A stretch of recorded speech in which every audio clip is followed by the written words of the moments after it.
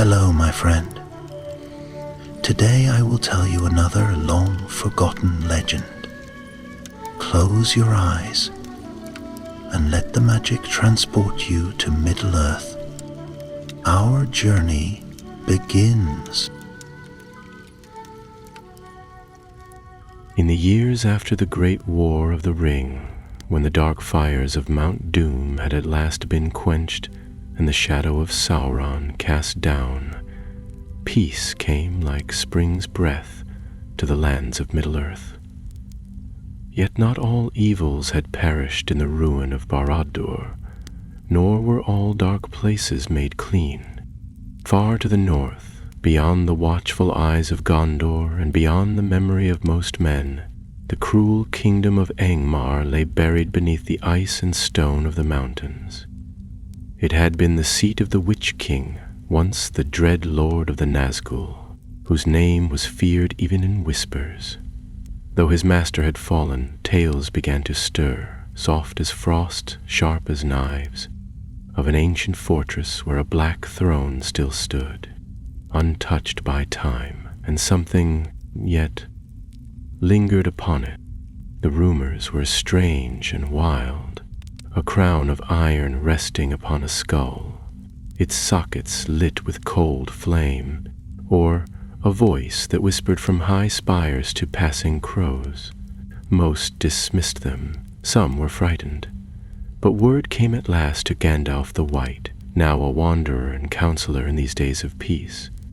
He was in Edoras, the golden hall of Rohan, when the tale reached him, told by a trader from the north who had seen lights atop a ruined tower in the mountains of Angmar, and heard a scream echo through the snows that no living thing could make. Gandalf, though robed in white and bearing still the staff of his order, had aged in weariness. His eyes had seen the fall of kingdoms, the rise of hope, and the shadow of death. But at this tale his gaze grew sharp again, and he knew something was not yet done. "I must go north," he said quietly to Eorl King, "for I fear what lies upon that throne is not yet silent." And so began the journey. Gandalf traveled first to Rivendell, now quiet and empty of many elves, to seek what lore remained of Angmar. There he met Glorfindel, tall and golden-hayed, who had not yet departed across the sea. Together they spoke long in the fading light, of battles fought long ago, of Carn Dûm and the Witch King's rise, and of fell things buried beneath earth and snow. There was a throne, Glorfindel confirmed, and upon it the Witch King once sat in mockery of kings. If any relic of his malice endures, it must be cast down. But tread with care, Mithrandir. In the far north the bones of evil sleep lightly. From Rivendell, Gandalf set out with a small company. No army, for stealth would serve them better than banners. There was Barethor, a Dunedain ranger of the north, loyal and grim, whose fathers had fought in the wars of Angmar. Valinor, a young elf from the remnants of Lindon, eager to prove his worth in the service of Middle-earth. Walda, a dwarf of the Iron Hills, stout and silent, who had found hints of lost vaults beneath the northern peaks. And lastly, Maerwyn, a healer of Gondor, whose brother had perished scouting the northern wilds, and who sought answers hidden in ice and ruin. Together, 5 companions rode north beyond the lands of Arnor, through broken valleys and along the cold waters of the Horwell. Snow fell often now, and the wind carried with it strange voices, as if the mountains whispered behind their back. On the 10th day, as they passed into the region once called Rodar, they found the ruins of an old tower, and there, beneath the blackened stones, a grisly sign awaited them. Bones, charred and brittle, strewn in a circle. Upon one was etched a single rune, a mark of Angmar, the symbol of the Witch King's crown. "It is a warning," said Gandalf, drawing his staff close. or perhaps an invitation. That night they camped beneath leafless trees, and Thalanor, ever watchful, swore he saw a shape atop a distant ridge, a tall figure, unmoving, crowned in shadow. But when Berthor climbed to look, there was nothing. Still, unease settled over them like snow. By the third week, the terrain had turned harsh, the hills becoming jagged cliffs, and deep cracks in the earth steamed with foul vapors. The company crossed them in silence, for each felt the weight of unseen eyes. Then, on a day when the wind blew strange and warm, as if exhaled from a dragon's mouth, they reached the edge of a ravine. Across it, hidden in the crags, stood Carn Dum, the fortress of the Witch King. Its gates were broken and half buried in snow, but its towers still rose like black teeth against the gray sky. Atop the tallest there burned a single flame, blue and flickering. "The stories were true," murmured Merwin. "Something lives still." Gandalf's face grew grim. "No," he said, "something endures, but it is not life that waits within those walls." As they crossed the final stretch of broken stone toward the ruins, a low howl echoed from deep within the fortress. Not wolf, not wind, but something else, something ancient and full of rage. The company steeled themselves. They had come to learn the truth, but perhaps they would find more than they sought. And high above them, upon a throne of obsidian and bone, a crown began to tremble. Snow fell in thick, steady flurries as the company passed beneath the broken archway of Carn Dum. The once mighty stronghold loomed around them, its towers jagged and leaning, the walls cracked and lined with frost. No banners hung here, no sign of life stirred, but the silence itself felt unnatural, as though the stones were listening. The outer courtyard was littered with rubble and old bones, long since picked clean by wind and time. Some were orcish, some perhaps not. Maerwyn moved quietly among them, glancing often at the darkened windows above. Thalanor walked with bow in hand, eyes ever scanning the shadows. Berethor said nothing, but the tension in his jaw and the way he gripped his sword made clear that every step forward was measured, deliberate. Only Walda moved with less hesitation, grumbling softly in Khuzdul and tapping the ground ahead with the flat of his axe. They passed through a shattered door into the great hall. Once, long ago, it might have been a place of war council or twisted ceremony, for the remnants of a dais still stood at the far end. Broken columns lined the path, and blackened sconces hung empty along the walls. A tattered standard bearing the faded symbol of Angmar lay in a corner, half frozen to the floor. Gandalf paused, lifting his staff. A soft white glow spilled from its tip, chasing shadows from the corners of the room. Dust floated like mist, and in its swirling patterns, the wizard read something unseen by the others. "This place remembers," he said softly. "Blood, betrayal, dark sorcery worked by will and iron. It is steeped in the memory of evil, and evil never forgets." They moved deeper, passing through winding halls and stairways carved into the mountain's stone itself. Occasionally, they found signs of more recent passage, footprints long since half covered in frost, scraps of cloth or rusted blades left behind, yet there were no corpses. Maerwyn, trailing one hand along the walls, stopped suddenly. She had found a door, half hidden behind a fallen tapestry. The wood was blackened but intact, the iron handle etched with symbols none of them recognized. Thalanor leaned closer, frowning. "Priest runes. They twist when I try to read them," he said, as though they resist understanding. "They will do," Gandalf replied. He traced one gently with his staff, and the rune flared briefly, casting a sickly green light across the corridor. "Old magic, bound to death. This door does not lead forward.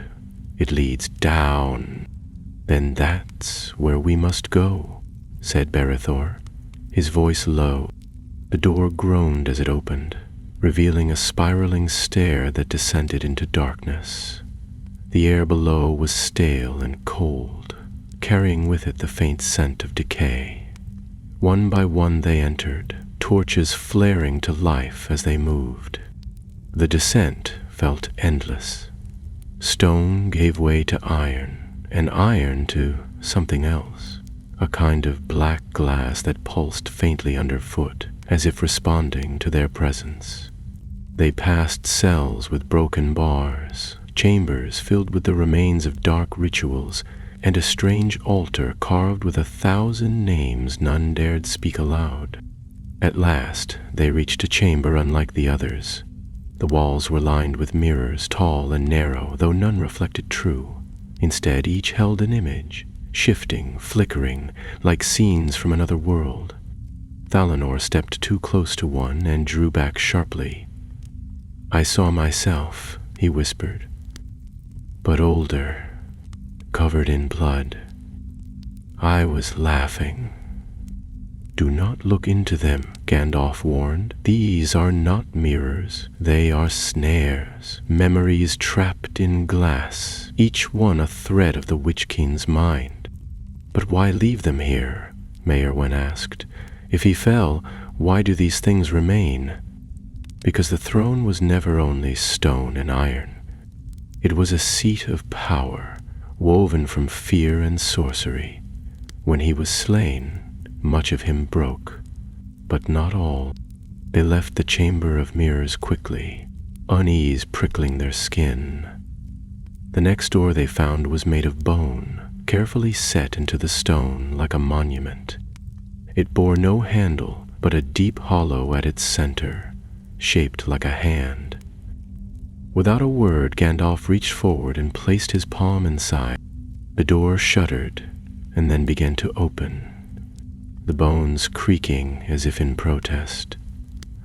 Beyond lay a hall bathed in cold light, and at its end, upon a raised platform, stood the throne. It was tall and twisted, made of iron, obsidian, and bones so pale they seemed to glow. And upon it sat a figure wrapped in shadow, unmoving. A crown rested upon its head, forged of dark metal and bound with thorns. The skeleton was ancient, but not decayed, as though the flesh had been peeled away by magic alone, leaving behind something preserved by will and hatred. For a long moment, no one spoke. Then Walda muttered, "So the stories were true." "It is the Witch King's remains," Gandalf confirmed, "but not merely remains. There is enchantment here, deep and dangerous. His spirit was broken, yes, but not destroyed. This was the place of his greatest power, and here a part of him clings still." As they approached, a cold wind swept the hall, though no windows stood open. The torches flickered, shadows lengthened, the air grew heavier, and the light seemed to dim, as though the darkness was not the absence of light, but a presence of its own. Suddenly, Maewyn cried out. The crown atop the bones had begun to rise, lifted not by hand, but by some unseen force. It hovered above the skull, spinning slowly, and as it turned, voices began to whisper through the hall. Not one, but many, a chorus of hate, of memory, of longing. A spell, ancient and unfinished, reaching out for a vessel. Gandalf raised his staff and struck it hard upon the ground. A shock of white light surged through the room, and the whispers recoiled, but only for a moment. Then the crown dropped, landing not upon the skull, but falling to the base of the throne. A silence followed, brittle and sharp. "We must leave," Gandalf said, his voice strained. "Now, whatever sleeps here has tasted attention, and that is enough." But as they turned, the great doors behind them slammed shut, and the throne creaked. The throne groaned once more, and with it came a sound that none among them wished to hear, the slow scraping clatter of bone upon iron. The figure slumped upon the seat shifted, not by its own strength, but as if moved by strings pulled from some dark place beneath the earth. A skeletal hand rose, crooked and pale, its fingers twitching in rhythm with the unseen chant that seemed to pulse through the walls themselves. Gandalf stepped forward, lifting his staff high, and the light flared brilliant white, chasing the shadows from the corners of the chamber. But the figure did not flinch. Its hollow eye sockets remained fixed upon the company, lifeless yet intent, like the gaze of something trying to remember how to live. Barethor drew his sword, the blade ringing faintly in the cold air. "Is this a wraith reborn?" he asked, his voice low, "or something worse?" "No," said Gandalf, his tone sharp. "It is not alive, not yet, but something is stirring within it. This is not a wraith. This is a relic, bound by a will that refuses to die. The Witch King was slain, but not all of him was destroyed. The crown, it is a vessel. It seeks to complete what was left undone." The moment stretched thin, like a thread on the verge of snapping. Walda moved slowly to the side of the room, eyes on the throne, but hands carefully checking the walls for a hidden exit. Merwin kept close to Gandalf, clutching a pouch of herbs at her belt that had little use here. Thalanor, his bow drawn and arrow notched, watched the crown on the floor as though it might leap on its own. The chamber was round, with no other doors, only the one they had come through, which now stood sealed behind them. Gandalf struck his staff against the ground a second time, and a ripple of magic spread across the stone. Runes carved deep into the floor glowed blue, then purple, then a deep crimson before fading. "It's warded," he said grimly, "not by spell alone, but by blood. These protections were woven by the Witch King himself, in the height of his power, and someone, has awakened them." "Then we're trapped," Thalanor said, his voice tight. "Not quite." Gandalf moved toward the crown, kneeling beside it with great care. He did not touch it, but examined the space around it, muttering words in a tongue older than the mountains. The crown pulsed once with a dull red light, as though reacting to his presence. "There is a ritual forming," he said. "Something old, something forbidden. I can feel it in the stones. Someone has tried to bind a new soul to this throne. A replacement, a vessel." "About who?" Merwin asked. "There's no one else here." There was a pause. Then Gandalf stood slowly and turned to face them. "There is." A cold silence followed, broken only by the faint rhythmic tapping of Walda's axe on the wall. Barethor glanced at the dwarf, then at Gandalf, and to their shops. "What are you saying?" he asked. "I mean," said Gandalf, his voice grave, "that this ritual was not triggered by chance. It was completed. Someone here among us has been marked, and unless we stop it now, that person will be bound to this throne, body and soul, as the new king of Angmar." No one spoke. Even the air seemed to freeze. Barethor took an involuntary step back, his eyes flicking to the others. Merwin looked pale, her mouth slightly open. Thalanor looked furious at the very suggestion. Walda, silent as ever, simply watched Gandalf. Gandalf's eyes moved over each of them. None of you has felt strain since we entered. Dreams you could not explain. A voice in your mind that is not your own. A pull toward the crown? Merwin hesitated. I've dreamt of snow and screaming, but that began before we arrived. I thought it was grief. It might be, said Gandalf, but it might be something more. Barethor stepped forward, sword still drawn. We need answers, not riddles. And we shall have them, Gandalf said, holding his gaze. But we must act swiftly. This presence, it is not patient. The crown seeks a bearer. If we do nothing, it will take one. Talinor's arrow was still trained on the figure in the throne, but his voice was sharp.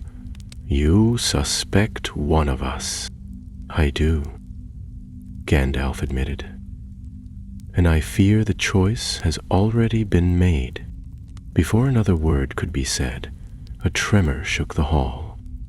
Dust fell from the ceiling, and the throne's occupant convulsed, its jaw opening in a soundless scream.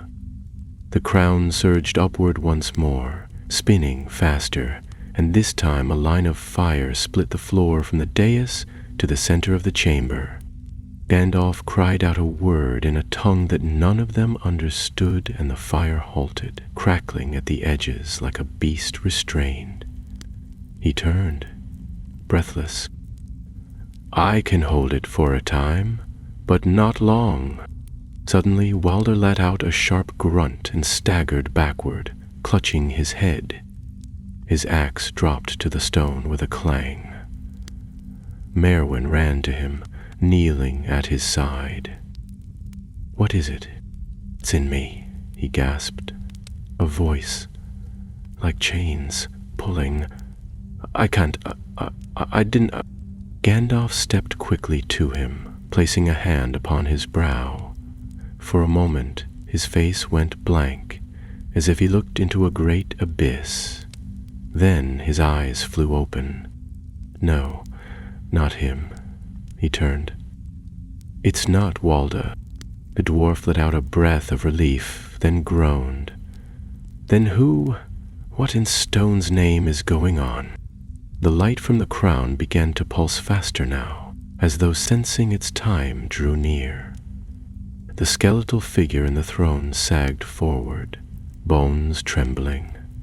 Merwin stood, dust on her hands, and looked at Gandalf with clear, terrified eyes. You said it seeks a vessel, she said. Could it have chosen already, without our knowing? It could, Gandalf answered, voice grim. Which is why we must uncover the truth, now. And behind them, unnoticed at first, Barethor had gone still. His eyes were glazed. His blade dropped from his hand, clattering to the floor. Then he looked up and smiled. Barethor's smile was not one of joy, nor even of malice, but something far worse. It was calm, empty, as though the man behind the eyes had stepped away and something else had taken his place. Gandalf moved first, placing himself between Barethor and the others, his staff raised and glowing faintly. Thalinor's arrow twitched on the string, and Merwin, pale-faced, backed away toward Walda, who was still shaking off the remnants of the whisper in his mind. I should have seen it sooner, Gandalf murmured.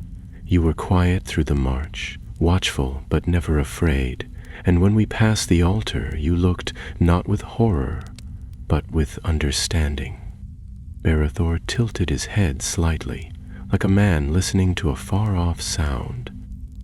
You always believed it would be some nameless sorcerer, he said, his voice low and strange, or perhaps a servant of darkness left behind. But why summon new evil when old blood still runs through the earth? Gandalf narrowed his eyes. You're not Barethor, not anymore. I am, said the ranger. And yet I am more. I am what he was born from, a line broken long ago, but not ended. My mother never spoke of her father. My people wandered near Fornost, in the shadow of what was lost. I felt it growing up, even before I knew the name Angmar.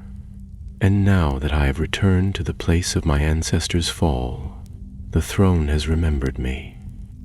The crown pulsed on the floor, a heartbeat of red light in the growing gloom. The skeletal figure upon the throne shuddered again, its jaw clicking open and closed in slow, mechanical rhythm. The chamber walls moaned faintly, as if stirred by wind, though none blew. Merwin drew her knife, a simple healer's blade, but her hands were steady. Walda, having recovered his axe, stood at her side, scowling. "You planned this," Thalanor growled, "from the beginning. You came with us to lead us here." "No," said Berethor, his eyes glinting. "I came to see if it was true, to feel the truth in the stones and bones. And it is. I was called. The blood remembers." "You were chosen," Gandalf said carefully, "but not by fate, by a relic of malice. That crown does not seek to restore what was good. It craves a body to house what it once held. It will make you into what the Witch King was, less than a man, a puppet of darkness." Berethor's smile flickered. "Perhaps, but perhaps it will be different. I am not broken as he was. I remember the West. I remember Gondor and Arnor and the kings who stood tall before the fall. I could rule this time with purpose. No master over me." Gandalf's staff flared white, and for a moment the chamber lit as bright as day. The crown hissed in protest, and Berethor flinched. But he did not retreat. "You are already speaking with its voice," the wizard said. "You seek power not for healing, but for dominion. The throne does not lift kings up, it devours them. You of all people should know what happens when a man makes alliance with shadow." Berethor's expression darkened. "Then stop me, if you can." In a flash, he dove toward the crown. Thalanor loosed his arrow. It struck true, burying itself in Berethor's shoulder, but the man barely faltered. Walda charged with a roar, but Berethor rolled and knocked him aside, sending the dwarf skidding across the floor. Merwin sprang forward and caught Berethor by the arm, trying to pull him away, but he turned and threw her back with a force no ordinary man should have possessed. Gandalf called out a spell, his voice rising like a wave against thunder. Light blazed from his staff and struck the crown just as Berethor's fingers touched it. There was a flash of green fire, a sound like glass breaking in water, and then silent. Berethor lay motionless, one hand inches from the crown. The arrow still jutted from his shoulder. Maewyn scrambled toward him, her face tight with fear and fury. "He's breathing," she said quickly. "Barely. He might still be—" "No," Gandalf interrupted, lowering his staff slowly. "The bond was made. It began. But the spell was interrupted before it could complete. He is not the Witch King reborn, but he is not who he was." Berethor stirred, groaning. His eyes opened slowly, but the light in them had changed. It was dulled, distant. He looked at Merwin and frowned, as though trying to remember her name. Thalanor retrieved his arrow, wiping it clean with a grimace. "Then what do we do with him? He's no longer safe." "We'll bring him," Gandalf said, surprising them all. "What remains of him might still be enough to fight what's coming. He has seen the shadow now. More than seen it, he's tasted it. That knowledge could save us." "But what's coming?" Merwin asked, still kneeling beside Berethor. "We found the throne. We stopped the crown. Isn't it done?" "No," Gandalf answered, eyes scanning the throne as if expecting it to speak. "The ritual began long before we arrived. We stopped one path, but not the power that made it possible. Someone prepared this place, someone with knowledge of old spells. This was not a lingering curse. This was a design carefully laid." The chamber trembled again, deeper this time. Stones above them cracked and the walls gave a groan of strain. The crown on the floor pulsed once more and then went still, the light within it fading entirely. "We must leave," Gandalf said. "There is more to this than I thought, and we must bring word to those who still watch the north." With Wolda's help, Barethor was lifted to his feet. He moved stiffly, as if limbs were not yet his own, but he said nothing. The door that had shut behind them slowly creaked open, its enchantment broken by Gandalf's spell. One by one the companions passed through, leaving the throne behind. Only Gandalf remained for a moment longer, his gaze fixed upon the bones above the throne. The skull had shifted slightly, no longer looking down at the floor, but forward, directly at him. "I destroyed you once," Gandalf murmured, "but there are things deeper than death, and you were always more than a man." Then he turned and left, the sound of his staff tapping against stone echoing softly behind him. The door closed, and the chamber was still. But deep in the walls a whisper moved like smoke, faint, shapeless, and growing. They did not speak much as they left the ruins of Carn Dûm behind. The wind had risen since they'd entered the fortress, and now it howled through the narrow passes like the wailing of ghosts. Snow came in fits, fast and heavy, whipped about by the wind until it formed cruel spirals that made every step forward feel like a struggle. Barethor moved between Walda and Thalanor, his face pale, his eyes often distant. Sometimes he would blink and seem present again, but the moments were fleeting, and he said nothing of what he had seen or felt. Gandalf walked ahead, leaning on his staff more than before, though his pace did not falter. Whatever he had witnessed in the throne room weighed on him, but he offered no explanation. Only when they reached the lower cliffs and made camp beneath a shelter of rock did he finally speak again. "This was not the Witch King's doing," he said. Once a small fire had been coaxed to life and the company had drawn close for warmth. "What we found was not the remnant of his will, left behind like ashes in a hearth. It was something new, using the shape of the old. That crown did not simply wait to be found. It was prepared, strengthened." Merwin, who had been checking Barethor's wound for the third time, glanced up. "By who? There are none left in Angmar. No warlocks, no kings." Gandalf's eyes glittered in the firelight. "Not in Angmar, no.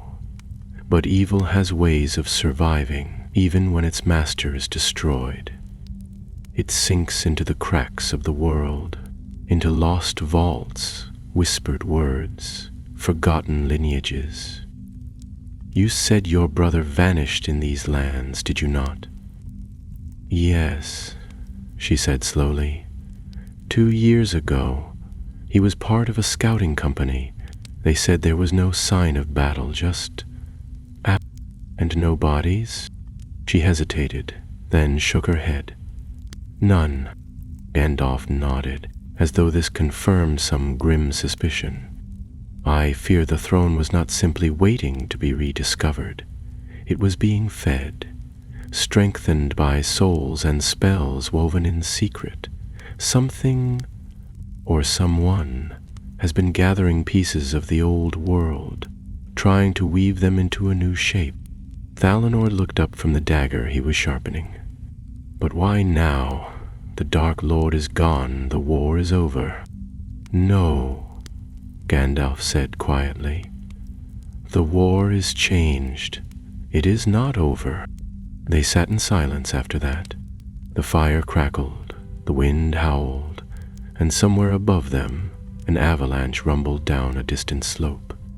Berethor lay back against the stone wall, eyes closed, breath even.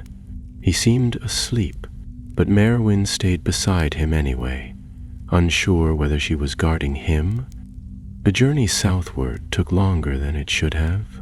Storms delayed them, and more than once they found old paths buried under snow or shattered by recent quakes.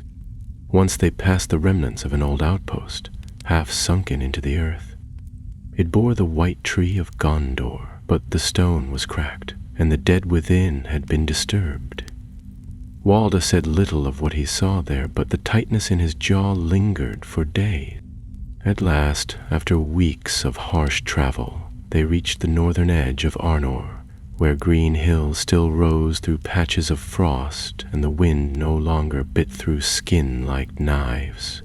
There, in a village known only to the rangers, Gandalf left the others in the care of an old friend, a grizzled watchman named Hallis, whose eyes had seen too much to be easily surprised. Berethor was placed in a chamber watched day and night, and Merwin remained at his side. She had not said as much, but it was clear she would not leave him. Not yet. Gandalf spent 2 days speaking in hushed tones with Hallis and others of the Dunedain. He sent messages by swift hawks and silent riders. Something had stirred, and he meant to know what. Thalanor, restless in waiting, took to patrolling the village's edges, while Walda buried himself in maps and muttered often in his own tongue. On the 3rd night, just as the sun slipped below the hills, Berethor woke. He sat up slowly, looking around the room as if seeing it for the first time. Merwin, who had been reading from an old book of herb lore, started at the sound and rose quickly to his side. "Berethor?" she asked gently. "Do you know where you are?" He blinked. "I remember. Snow, the throne, and then fire." The voice stopped. Merwin placed a hand on his shoulder. "You're safe now. We brought you back. You fought it, I think. That matters." He looked down at his hands. "I don't feel safe. I feel hollow. Like something's missing, or something's watching me from a distance, waiting to be let in." Merwin didn't know what to say to that, but she stayed beside him until Gandalf came. The wizard stood silently in the doorway for a moment, his face unreadable. Then he entered, his staff clicking softly against the wooden floor. "You've come back from a place few escape," he said. "But you must tell me, Berethor, do you remember anything? A name, a sign, anything that might help us understand who tried to make you a vessel?" Berethor was quiet for a long time. Then he nodded slowly. "There was a word, not one I knew, but it echoed over and over, like a drumbeat in my head. What was it?" "Ruth." He spoke it softly, and the lamps flickered. Gandalf's brow furrowed deeply. "That name has not been spoken in this age, not since the fall of the Northern Kingdom. Do you know it?" Merwin asked. "I know of it," said Gandalf. "It was once the name of a servant of the Witch King, a sorcerer born of Arnor's ruin, who sought to master death itself. It was said he perished in a war beneath the ice. But if he lives, or if something bearing his name endures—" He turned away, cloaks swaying behind him as he crossed the room. "Then the throne of Angmar is no longer just a relic. It is a doorway, and someone has found the key." The village of the Dunedain sat quiet under a gray sky. the kind that made the air taste like rain even when none had fallen. Smoke rose in thin trails from a few scattered chimneys, curling upward into the wind before fading. In the watchtower on the hill, Thalanor stood with his bow across his back, peering eastward through the trees. His eyes were sharp, but even sharper now that unease had settled deep in his bones. Every bird call, every rustle in the leaves set his hand twitching toward the hilt of his knife. He didn't trust the silence anymore. It felt too much like the hush before a storm. Inside the healer's house, Merwin folded a blanket over Berethor's shoulders as he sat beside the hearth. He looked better now. Color had returned to his cheeks and he could stand without swaying. But something in him was still distant. His gaze would drift toward shadows as though something unseen waited just beyond the light. He ate, but slowly, spoke, but with hesitation. The voice that had once been calm and steady had changed, as though every word was tested against an inner weight before it passed his lips. "You shouldn't blame yourself," she said softly, handing him a cup of warm broth. "I don't," he replied, though the line of his jaw said otherwise. "But I remember wanting it. Not the power, not really, but the purpose. That terrible throne, it offered a reason, and that frightened me more than the voice." She didn't answer right away. There was nothing easy to say, but she stayed beside him, and that seemed enough. At midday, Gandalf called them all to the longhouse near the western edge of the village, where a great oak beam crossed the ceiling and the walls bore shields older than the White City. Walda arrived first, his beard dusted with wood shavings from a morning spent carving, followed by Thalanor, silent and tense, and Merwin, with Berethor leaning lightly on her arm.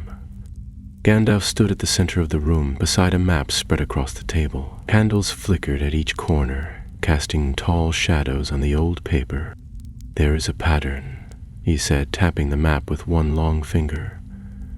"A thread that runs from Carn Dum to the edge of the Grey Mountains. Places where dark relics have vanished, or where old tombs have been found disturbed." Hala spoke of missing scouts, not only Merwin's brother, but others. Too many to be coincidence. And now we have a name. Nimruk. Thalanor stepped closer. "You said he was a servant of the Witch King." "More than that," Gandalf replied. "He was a seeker, a sorcerer obsessed with crossing the threshold of death. Some say he tried to forge a gate to the spirit realm, not to pass through it, but to pull something back. He was cast down before he succeeded, or so we believed." Walda folded his arms. "If he's truly returned, why not show himself? Why hide behind thrones and whispers?" "Because he is not whole," said Gandalf. "Or not yet. Whatever he is now, he works through others, through relics, dreams, enchantments too deep for simple spells to break. The crown was not his end. It was his beginning." Berethor's hand twitched slightly on the table. "Then what do we do?" "We go north again," Gandalf said. "But not to Carn Dum. There's another place, one deeper still, lost even to the elves. In the days of Angmar's height, Nimruk was said to have built a vault beneath the glacier called Elur's Spine, far beyond the known paths. If he's returned, that's where he would go, to reclaim what he left behind." Thalanor gave a short, bitter laugh. "You want us to chase a ghost through the ice? That mountain range kills men with weather alone." "I don't want it," Gandalf said, "but I must ask it. Because if Nimruk reaches what lies beneath that ice, he may not need a throne next time. He may walk freely and if he does, no kingdom in Middle-earth will be beyond his reach." The company fell into uneasy silence. No one wanted to return to the frozen north, not after what they'd seen, and certainly not to a place even Gandalf named only in whispers. But none of them stood to leave. 3 days later they departed at dawn. This time they rode swift ponies, wrapped in furs and cloaks heavy enough to fight back the bite of the wind. Their route took them eastward through the edge of the Weather Hills, then north again along the pathless wild. Villages became rare, then vanished altogether, and the air grew colder with each passing day.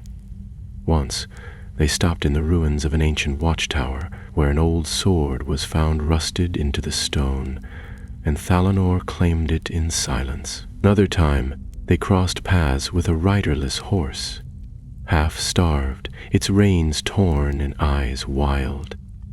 No sign of its rider was ever found. On the 11th day, they saw the first spires of ice rising from the horizon. Not buildings, but jagged spears of frozen rock that glittered like glass under the pale sun, Elor's spine. The glacier stretched across the land like a sleeping serpent, its curves and ridges sharp against the sky.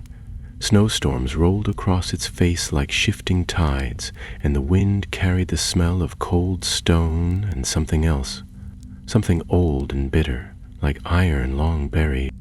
They made camp in a shallow valley between two frozen ridges, setting a ring of stones around their fire. Gandalf stood at the edge of the camp long after the others had turned in, his eyes on the glacier ahead.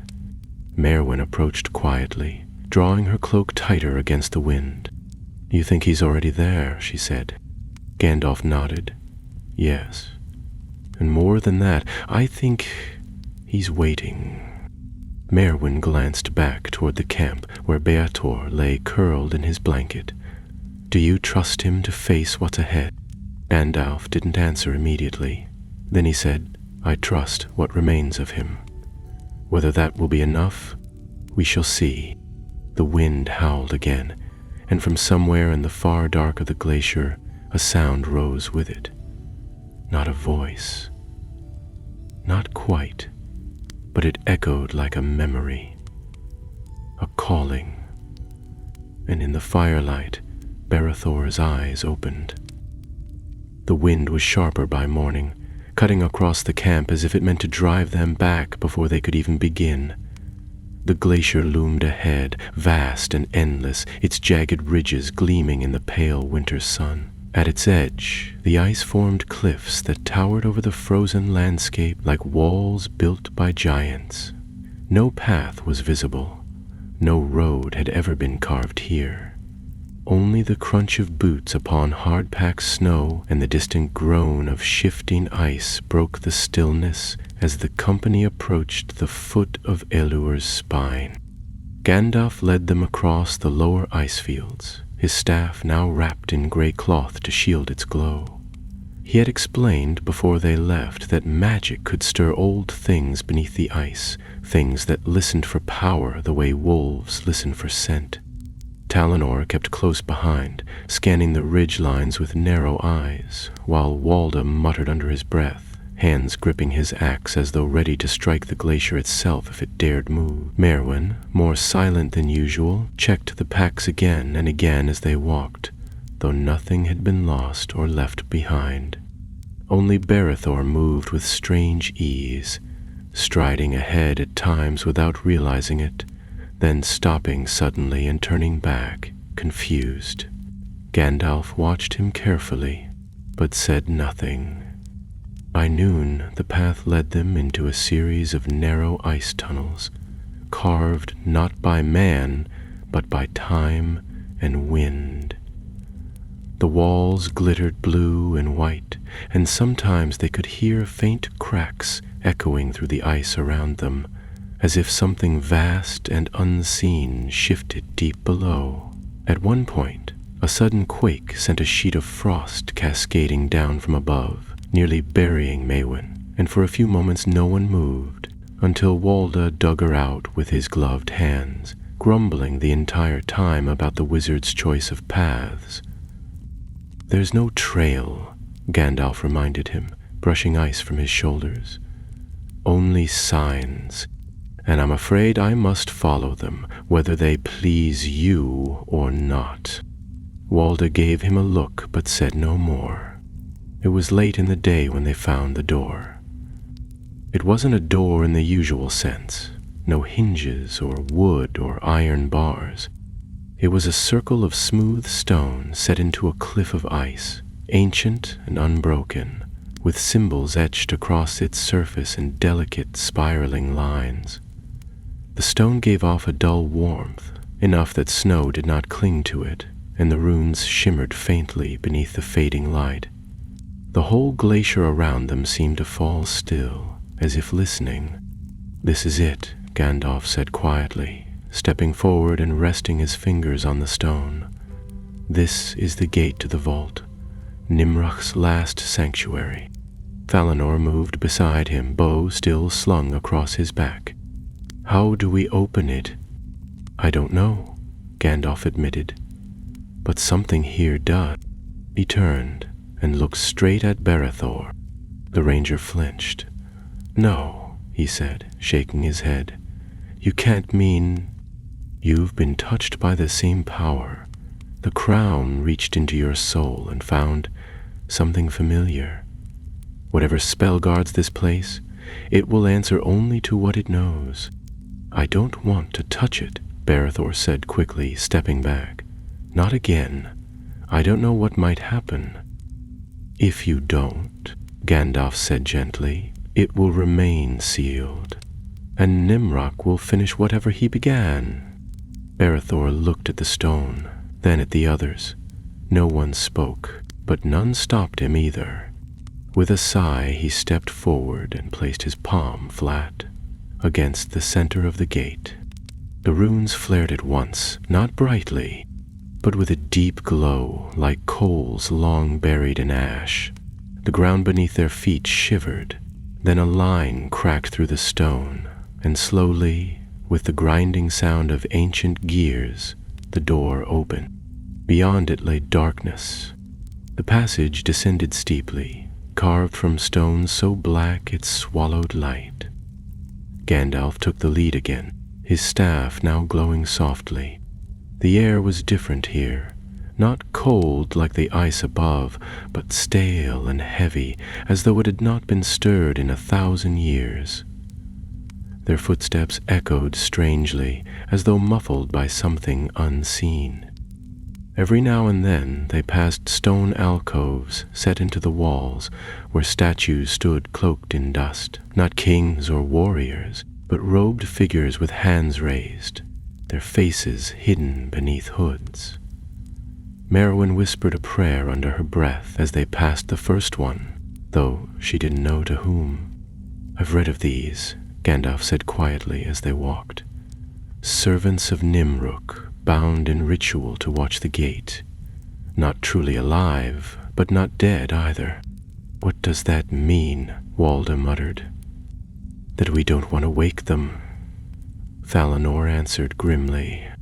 They came at last to a great chamber, domed and hollow, with a dais at its center and a strange altar upon it. The air here buzzed faintly, like heat rising from stone, though the temperature had not changed. The altar was smooth and black, shaped like a sarcophagus, and runes along its edge glowed faint red. "This is the heart of it," Gandalf said. "This is where he would have stored his knowledge, perhaps even his spirit. If he still lingers, this is where he will be." Berethor approached slowly, almost against his will, and placed his hand once more upon the stone. At his touch, the runes shifted. They did not brighten. They turned black. A sound filled the chamber then. Not a cry, not a word, but a presence, heavy, watching. A second later the stone split, and the lid of the sarcophagus lifted without touch. Inside, there were no bones, no body, only a crown, identical to the one atop the throne in Carn Dûm. And beside it, wrapped in black cloth and bound in silver wire, was a book. Gandalf stepped forward at once, but as his fingers closed around the book, the entire chamber shook. From the walls came a rising sound, stone grinding against stone, and the robed statues in the alcoves began to move. Their heads turned, their hands uncurled, and the silence shattered. The statues stepped down from their alcoves with a terrible slowness, their movements stiff but purposeful, like creatures long trapped in stillness, now remembering how to walk.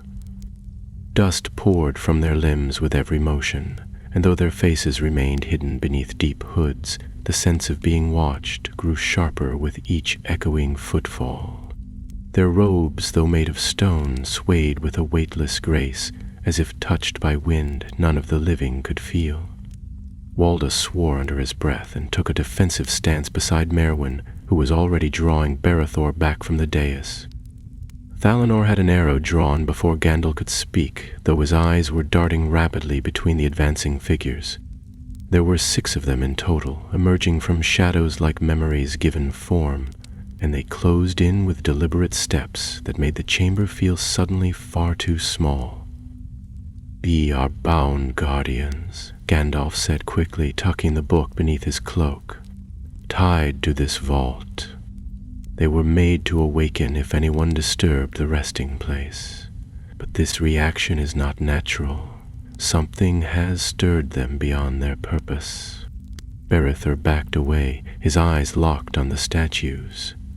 "Is it the crown again? Can it still call to them?" "No," Gandalf replied, his voice tense. "This is not the crown's doing. This is Nimrok. His will lingers still, not in form, but in command. These watchers were left behind not simply to guard, but to kill." Thalanor loosed his arrow. It struck one of the figures in the chest and shattered. The stone did not even crack. The statue turned its hooded face toward him, and the faint red glow of runes began to pulse from beneath its robes. "Blades will not stop them," Gandalf shouted. "Move." The companions turned and ran, boots slamming against the cold stone floor.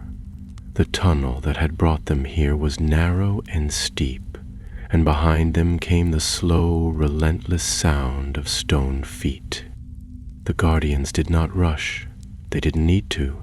They moved with the certainty of death, steady and unstoppable, never hurried, never halted. The slope turned sharply, and Thalanor was the first to reach the top of the passage. He paused just long enough to haul Merwin forward, then drew his sword and turned to cover the others. Walda came next, dragging Barethor by the arm, who seemed to have lost all strength again. Gandalf followed last, his staff glowing now with light so bright it lit the whole tunnel behind them in silvery blue. With a word of power, he slammed the base of the staff against the ground. The stone floor cracked beneath them, and a tremor surged through the tunnel. It didn't stop the statues, but it slowed them. The chamber behind them buckled with a great groan, and shards of ice rained from above. Gandalf turned and ran just as the first guardian stepped into the light. They emerged into the open air, breath steaming and limbs aching, and behind them the vault door began to seal again, the ancient circle of stone sliding slowly back into place, runes dimming as it shut. For a moment, no one moved.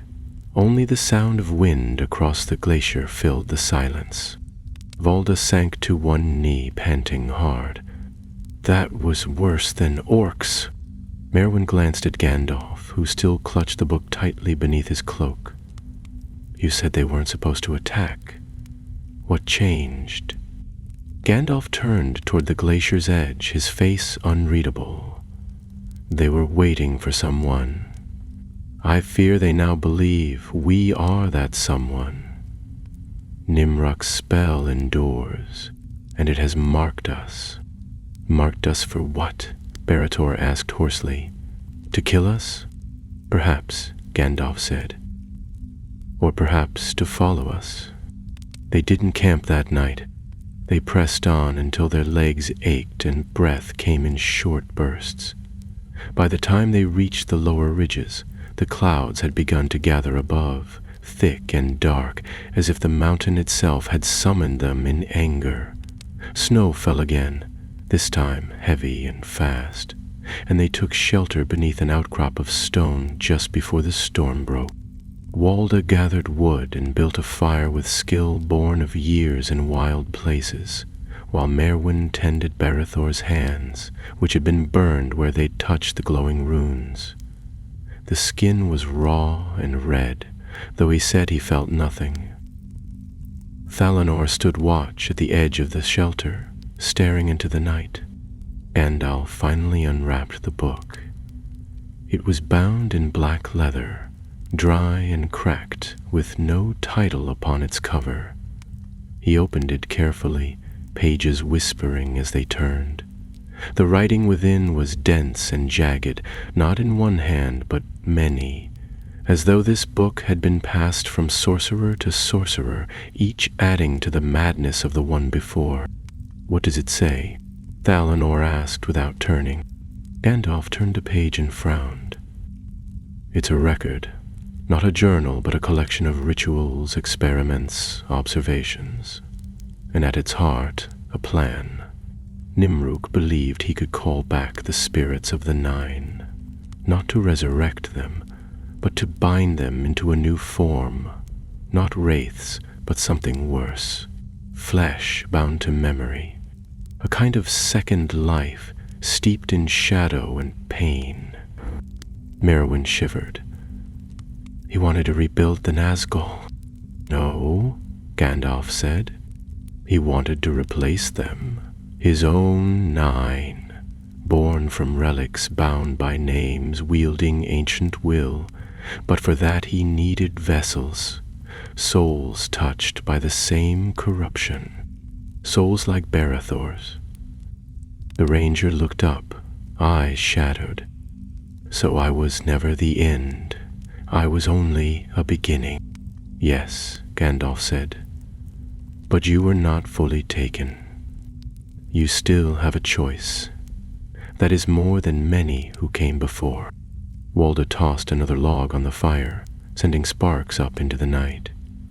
And what about the others, these new Nine? Do they exist yet? Gandalf's face was grim. I believe they do, or at least some of them. Scattered, perhaps, not yet gathered. But they are waking. The signs are there. The missing men, the broken tombs, the strange dreams whispered across the north. We've disturbed something, and now it moves. For a while, none of them spoke. The fire crackled, the storm raged beyond the rocks, and above them the sky offered no light. Then Thalanor turned slowly and looked back toward the glacier, his voice low. We should go south, tell the others, warn the cities. No, Gandalf said. If we do that, we scatter, and will be hunted one by one. No, we must go where this began, where Nimruk's name was first spoken aloud. There is a place in the ruins of Rudar, once a hall of learning, now lost. If we're to find the next piece of his design, it will be there. And if he's already there? Merwin asked. Then, Gandalf said, rising slowly, we meet him on ground of our choosing. It took them 4 days to reach the edge of Rudar, and though the road curved southward and the snows thinned, a deeper cold settled into their bones. Not the bite of wind or winter, but the kind that clung to the heart, the kind that came from walking too long with fear. The hills here were steep and worn, overgrown with bramble and thorn, where once there had been paths and gardens. Trees twisted at strange angles, their limbs bare and gnarled, and beneath their roots lay the remains of stone walls and broken columns. All that remained of the old kingdom were ruins. Watchtowers long collapsed, bridges swallowed by rivers, and silent courtyards where moss grew thick over ancient sigils. They moved carefully now, eyes always watching the horizon. There was no sign of pursuit, but Gandalf warned them not to trust their senses. Evil did not always follow on foot. Sometimes it drifted like a thought, waiting to take root in the weak or the weary, and after their encounter beneath the glacier, they were all a little of both. On the 5th evening, just as dusk began to gather in the valley below, they came upon the remnants of the place Gandalf had spoken of, a ruined citadel atop a hill, once called Tharbadreth, known in old records as the Hall of Echoes. The name had come from its shape, for the main chamber had been built with walls that curved like a shell, and voices within had once carried softly from corner to corner. Scholars and healers had walked its halls in the days before Angmar's rise. But those halls were empty now, and the curved walls were broken in places, letting the wind in to whisper secrets to no one. The outer gate was half buried under fallen stone, and they had to climb over the rubble to enter. Once inside, they moved silently through the overgrown courtyard, past shattered statues and crumbling pillars. A pool had once sat at the center of the garden, but now it was dry, filled only with leaves and bones. Berithor glanced at it as they passed, but said nothing. His face had grown more serious by the day, the sharpness of his features harder now, as though some part of him had changed forever in the vault below the glacier. They set camp in the old library, a wide chamber open to the sky, its roof long since fallen. Shelves stood crookedly, many still holding the crumbling remains of books and scrolls, now too brittle to touch. Gandalf walked among them with a look of quiet sorrow, as if remembering voices he once knew. Rudar was always the most fragile of the northern realms, he said, brushing dust from a half-buried tablet. Its people were proud, but they listened too often to voices that promised power, and it was here, in places like this, that Nimruk first spoke of binding death. He was cast out of Gondor for his beliefs, but here he found an audience. And followers, Thalinor muttered, kicking a piece of rubble aside. Always someone willing to serve a madman. Walda crouched by the wall, inspecting a carving that showed a circle surrounded by stars. You think he left something here? I think, Gandalf replied, that he left a piece of himself, a mark, something tied to the spellwork he planned. A place like this would have been perfect to anchor such magic, and if we can find it, we might unravel what's coming. Berithor, standing near one of the broken archways, suddenly straightened. There's something beneath, he said. A stair. It's blocked, but not deeply. They followed him across the chamber, where part of the floor had cracked away, revealing a stone spiral staircase leading down into darkness. Rubble and roots filled the top few steps, but after an hour's work clearing the debris, the way opened just enough for them to descend single file. Gandalf led the way, light blooming softly from his staff once more. The staircase curved tightly, and the deeper they went, the colder the air became. Not the cold of ice, but of stillness, untouched for centuries. At the bottom, they found a circular room with walls of smooth stone and a ceiling that arched like the inside of a great dome. Runes circled the chamber in a wide ring, and in the center stood a tall, slender pillar of obsidian, unmarked save for a small depression at its peak. The air here hummed faintly, and even the light from Gandalf's staff flickered as though disturbed by something unseen. This is it, Gandalf said, stepping carefully into the circle. A memory stone. Not an object of sight, but of presence. Nimroc's essence is tied here, not his spirit, but his will. Maewyn looked around uneasily. Then, what do we do? Touch it? No, Gandalf said at once. To touch it without preparation would be like drinking fire. But I may be able to read it, draw from it the threads of the spell he began weaving. He drew from his cloak the book he had taken from the vault, now wrapped in fresh cloth. He opened it slowly beside the stone, speaking words in a low, steady rhythm. The runes on the wall began to glow faintly, then brighter, shifting from red to gold to green. The hum in the air deepened, and suddenly the pillar flared with light. A rush of wind circled the chamber, and the walls rippled like water. And then the vision came. It had struck them not like a picture, but like a memory not their own. The chamber disappeared. They stood in a great hall of black stone, surrounded by figures in robes, their faces hidden. At the far end stood Nimruk, taller than expected, draped in midnight blue robes, his hands clasped over a staff of bone. His voice rang through the hall, though his lips never moved. You will forget kings. You will forget rings. You will forget the names of the dead. I shall make a new nine, bound not by fear, but by loss, by what they cannot let go.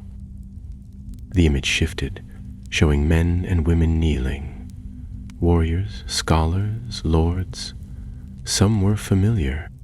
One bore the crest of Arnor, another wore the colors of Harad, a third, a face that looked eerily like Barethor's. Gandalf gasped. Barethor stumbled backward as if struck. Then the vision ended. The chamber returned. The pillar's glow faded. Silence fell. Thalanor turned to Gandalf, voice sharp.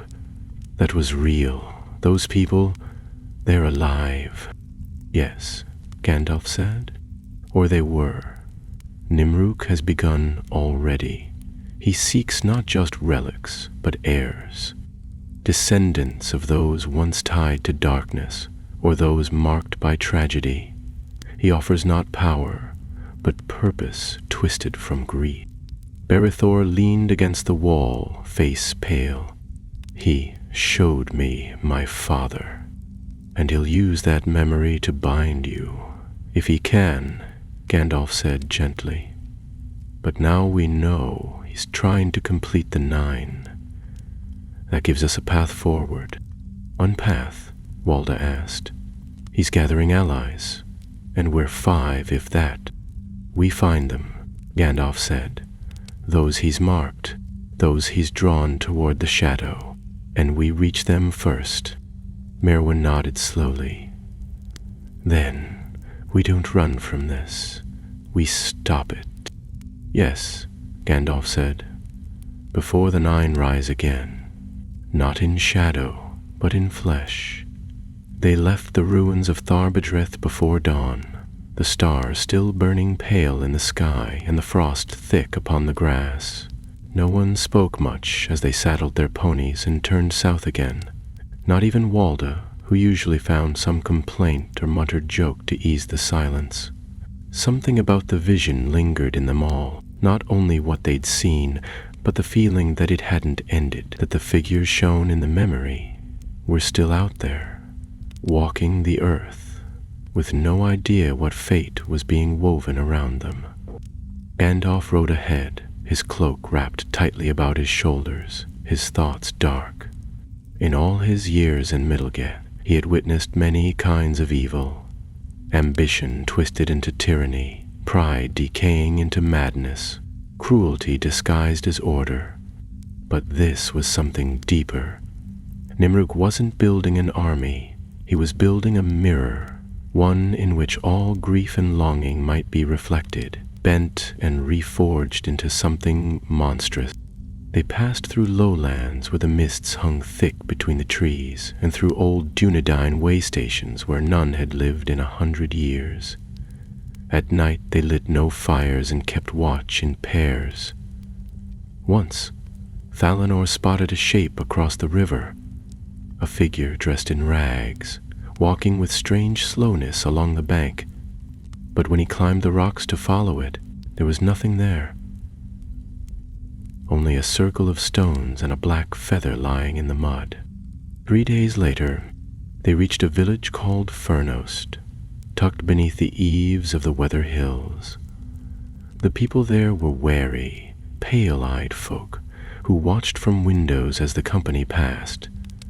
Children did not play in the streets, and doors were locked well before sundown.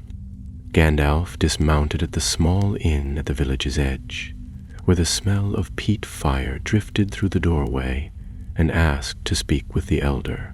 The innkeeper, a hunched woman with sharp eyes, nodded and disappeared through a back room. When she returned, a man came with her, gray-bearded and lean, with hands worn from years of toil. "We've had no trouble here," he said before Gandalf could even speak. "No beasts, no sickness, no shadows. If you're bringing trouble with you, keep riding." "We bring warning," Gandalf said calmly. "Not trouble, but I would ask you something. Has anyone passed through here recently? A stranger, a woman perhaps, dark hair, tall, with a wound that would not heal." The elder's face did not change, but his fingers tightened around the edge of the table. "We saw no such woman."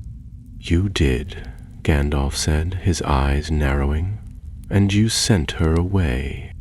The silence that followed was deep enough to hear the wind pushing against the shutters. At last, the elder spoke again, his voice quieter now. "She came 5 nights ago, wandered in after dark, barefoot, half-frozen. Said her name was Selwyn. Wouldn't say where she came from, but she asked about a hill with 9 stones. Said she dreamed of it burning." "Did she have a ring?" Gandalf asked quickly. The elder hesitated, then nodded. "Wore it on a chain. Looked like iron, but it bled when she touched it." "That's her," Gandalf said. "She's one of them. One of the 9 Nimruk is trying to bind. Did she say where she was going?" The man glanced toward the door. "She left before dawn. Said she had to find the place in her dreams. The hill. There's only one like it near here. We call it Watcher's Crown." Without waiting for more, Gandalf turned to the others. "We ride now. If she reaches that place alone and the spell finds her first..." He didn't finish. He didn't need to. They reached Watcher's Crown just after nightfall. It was a lonely hill rising from a patch of barren earth, ringed by 9 standing stones worn down by wind and time. A single tree stood at its summit, leafless and crooked, its branches black against the sky. As they rode up the slope, the wind grew fierce, and the air seemed to thrum with power. She was already there. Selwyn stood within the circle of stones, her hair whipping in the wind, her arms spread wide. A ring hung on a chain around her neck, glowing faintly red. Her eyes were closed, her lips moving in a whisper no one could hear. As the company dismounted and approached, the very ground seemed to shift, as though the stones themselves leaned in closer. Gandalf stepped forward, staff raised. "Selwyn," he called, "it's not too late. Step away from the circle." Her eyes opened slowly, and they were not the eyes of a stranger anymore. They were filled with the shimmer of memory, too many memories for one person to bear. "I dreamed of this place," she said. "I've dreamed of it since I was a child. I thought it meant something, that I was meant to find it." "You were," Gandalf said, "but not to be bound to it. That's what Nimruk wants, to turn your memory into a chain. You can still walk away." "I can't," she said, voice breaking. "It's in me. The ring, it sings. I hear voices that know me. I see my brother's face, my mother's hands. I see the day they died, the day I was left alone. You are not alone now, Merowyn said, stepping beside Gandalf. We all carry grief. That's how he's trying to reach you. But it isn't who you are. The ring pulsed on the chain and Selwyn staggered. A faint shape shimmered in the air above the stones. A shadow, stretching, forming into a figure not quite seen but felt. It reached toward her with long, smoky arms. Gandalf shouted a word in Elvish, and the light from his staff burst outward, washing over the hill. The shadow recoiled with a hiss, its shape writhing. Selwyn dropped to her knees, the chain falling from her neck, the ring striking the stone with a sharp chime. Thalanor dashed forward and caught the ring in a cloth before it could roll away. He held it tightly, wrapping it as though it were poison. Selwyn looked up at them, tears streaming down her cheeks. He almost had me. But he didn't, Gandalf said, because you remembered more than sorrow. You remembered hope. They left the hill that night with one more companion and one less ring in the wind. But as they rode, Berethor kept glancing at the sky, where dark clouds now gathered too quickly to be natural, and in a place far away, beneath ground no sun had touched in an age, a voice whispered through stone and bone, and 9 shadows turned toward the wind. The rain began before dawn, soft at first, then heavier, pouring from the sky in curtains that swept across the hills and soaked through cloaks and saddlecloths before the sun had fully risen. The company pushed on regardless, riding through deepening mud and waterlogged paths, their mounts growing restless beneath them. The storm seemed unnatural, drawn over the land by something more than weather, as though the very air recoiled from what it knew was coming. Gandalf rode in silence at the front, his hood drawn low, but his staff gleamed faintly through the mist, casting a pale light before them. Beside him, Selwyn rode on a borrowed horse wrapped in layers of cloak, her face pale and eyes shadowed. She had barely spoken since the hill, though she answered when spoken to, her voice quiet but steady. Whatever had been awakened in her had not disappeared, only settled deeper inside, like embers beneath ash. Berethor watched her often, not with suspicion, but with a kind of understanding. Of all of them, he knew best what it meant to have a part of oneself claimed by something ancient. By mid-morning, they reached the edge of a wood known to locals as the Wailing Pines, a forest with a name earned by the way the wind screamed through its high, narrow branches. The trees were tall and thin, their trunks blackened by age and covered in hanging moss, and the path wound between them like a riverbed of roots and fallen needles. The rain was thinner here, but the wind louder, shrieking through the trees with voices that sometimes sounded almost human. Walda grunted as they entered, pulling his cloak tighter. I've marched through plenty of forests, but I never liked ones that talk back.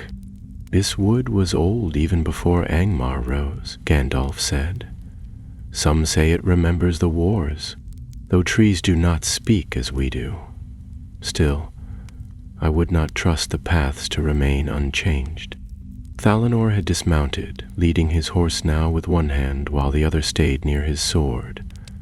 Then we move quickly and don't stray. They kept to the narrowest trails, where the roots were firmest and the fog didn't lie so thick.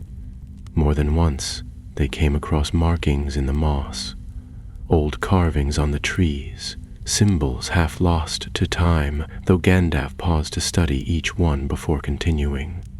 Selwyn whispered that she recognized some of them from her dreams, though when pressed, she could not say what they meant. That afternoon, the path twisted into a clearing where the trees grew in a perfect circle their branches woven together above like the ribs of a giant creature. At its center stood a stone arch, crumbling and moss-covered, though still intact. No road passed through it, no building remained beyond. "This was a gateway," Gandalf murmured, "to what I do not know, but it is old, older than Rudar, perhaps older than Arnor." As he stepped closer, the stone pulsed with light. A shimmer passed through the arch, like a veil of water disturbed by wind.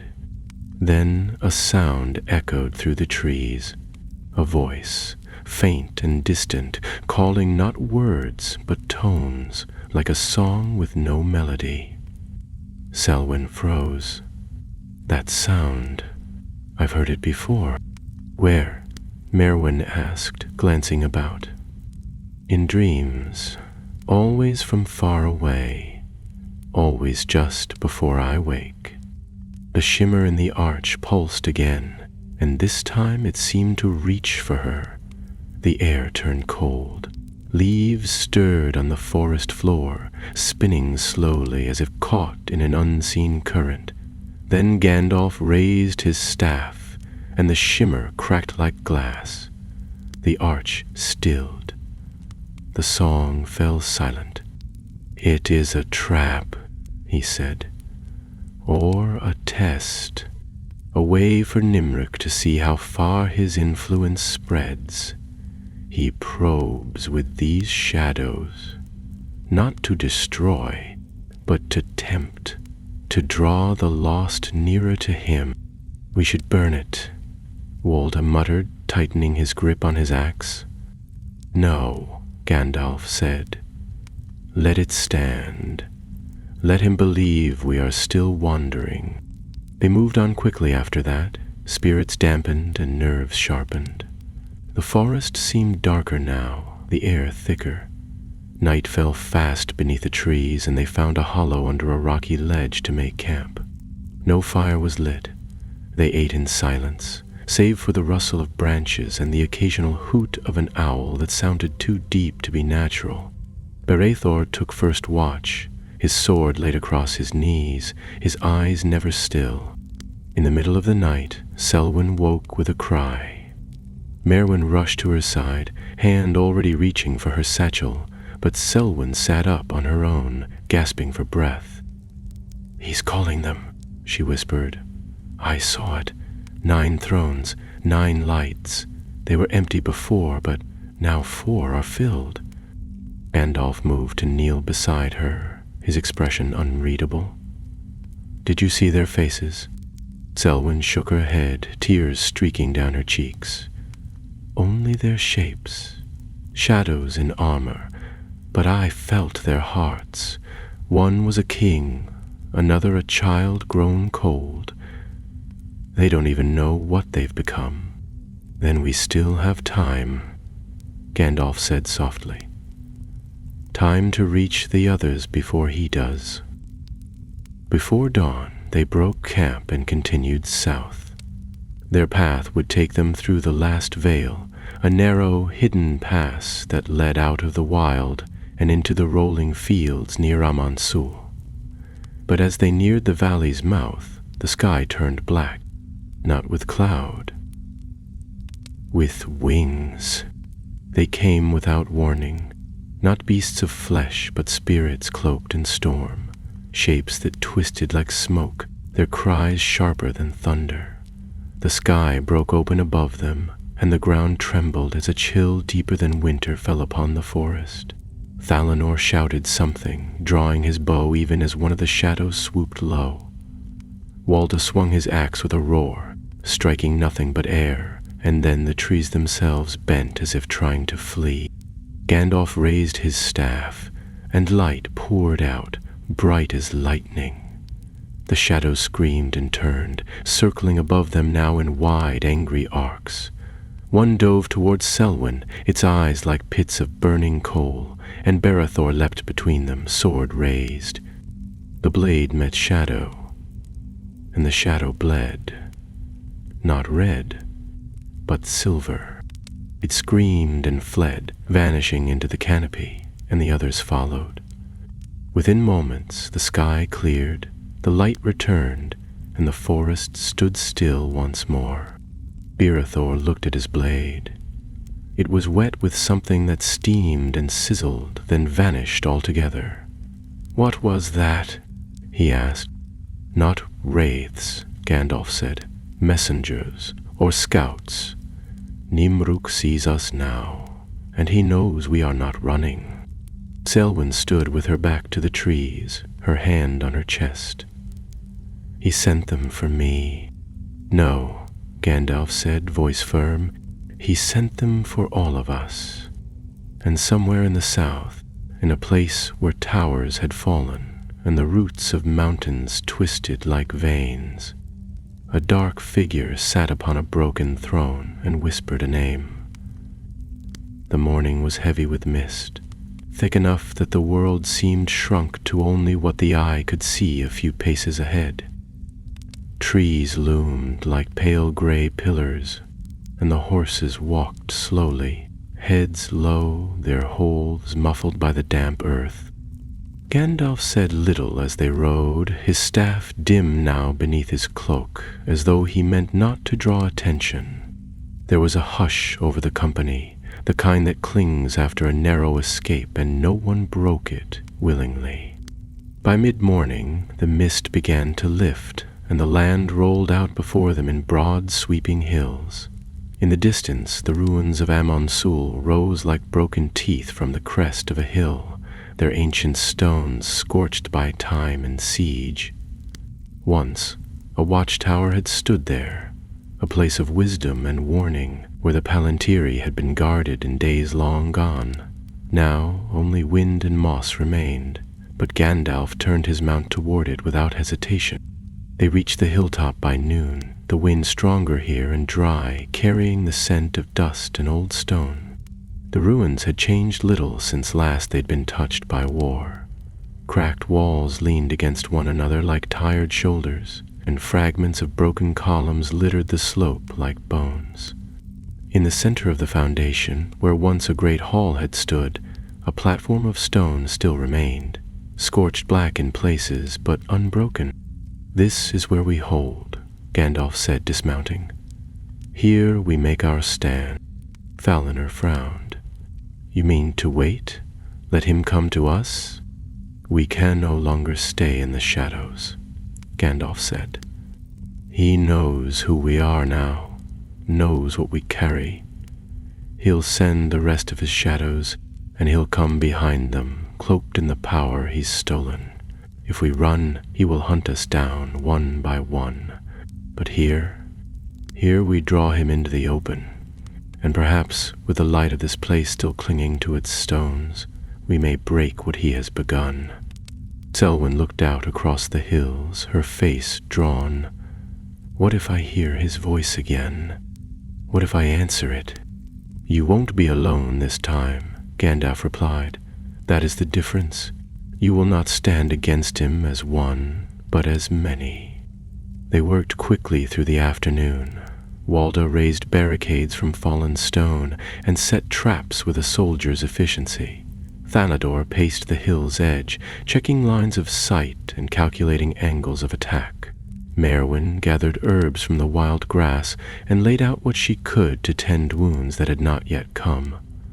Gandalf moved from one to the other with calm purpose, weaving runes into the stones, speaking spells of warding, anchoring the old magic still sleeping beneath the hill. As the sun began to fall, a strange quiet settled. No birds called, no wind stirred the grass. The world seemed to hold its breath. Then the first shadow came. It rose at the edge of the hill, a figure in armor black as pitch, its face hidden behind a helm of thorns. It carried no sword, only a staff, twisted and crowned with bone. Behind it came another and another, until 5 stood upon the slope, watching in silence. "Durooks," Gandalf said softly. 5 of the 9. The others will come, or wait for the end. A voice rose behind them, cold and clear as cracked glass. You have come far, Mithrandir, but you stand in the ruins of all you failed to save. They turned. Nimruk stood in the shadow of the last broken arch, robed in blue so dark it was almost black. His face was pale, sharp, and ageless, eyes like mirrors reflecting things that had never been. In his hand was a blade not made of metal but of shadow, flickering like smoke. This land was never yours, Gandalf said. You walk in a world that has forgotten your name. Then I will teach it again, Nimruk said, lifting the blade. The battle began with a sound like thunder. Thalanor's arrows sang through the air, striking the lead wraith and bursting into sparks, but the figure did not fall. Walda met a second in the narrow passage between stones, his axe flashing silver against the dark, each blow ringing like a bell.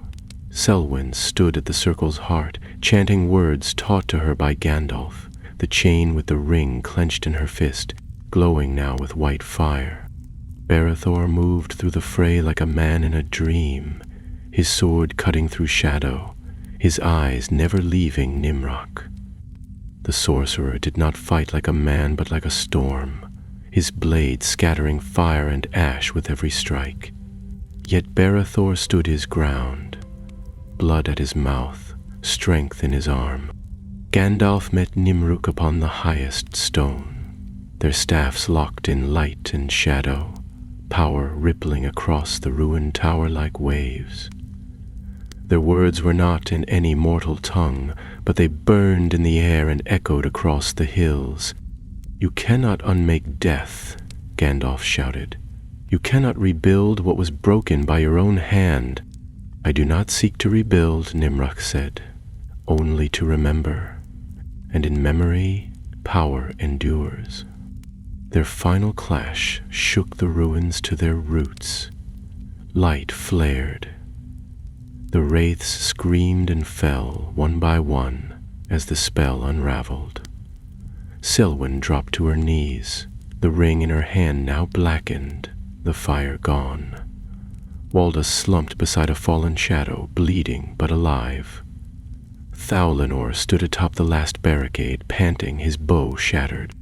And in the center of the storm, Gandalf raised his staff high, crying out in the old tongue. The light that burst from it was not of flame, nor star, nor sun, but of the world's first dawn, pure and clean. Nimruk staggered, he screamed, and then he was gone. Only ash remained, scattered upon the stones. The silence that followed was different this time, not the hush of fear, but the stillness of release, of victory. The Nine had not risen. The throne had not claimed its king, and though the world remained broken in places, something had been mended. They left Amon Sul 3 days later. The storm passed, the wind calm. Barethor rode beside Selwyn, neither speaking much, but both with eyes clearer than before. Merwin walked with Walda, her hands never far from his arm as he grumbled cheerfully about the way wraiths ruined good boots. Thalinor scouted ahead, his new bow strapped to his back, carved from wood taken from the wailing pines. And Gandalf rode at the rear, his staff resting lightly across his saddle, the ashes of a dark sorcerer scattered to the wind. The bones above the throne would never rise again. And in Middle-earth peace held, not perfect, but earned,